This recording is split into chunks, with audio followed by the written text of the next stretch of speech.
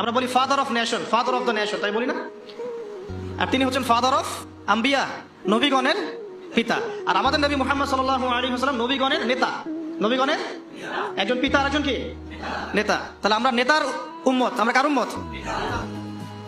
নেতার উম্মতের হাতে এখন নেতৃত্ব নাই। নেতার উম্মতের হাতে কি নাই? সারা বিশ্বের নেতৃত্ব কি নেতার উম্মতের হাতে আছে? নেতৃত্বের কথা বললেই এক শ্রেণীর মুনাফিক আছে, খারাজি মারা শুরু করে। এই মুনাফিকদেরকে নিয়ে বড় সমস্যা। এরা তসবিহ তাহলিল জিকির আজগার নামাজ রোজার মধ্যে ইসলামকে রাখতে চায়, ইসলামকে সমাজ অর্থনীতি রাষ্ট্রে নিয়ে যেতে চায় না। কেউ এদিকে নিয়ে যেতে না পারুক, যদি বলেও যে এটা ইসলামের অংশ, তাহলেই ওর অবস্থা খারাপ।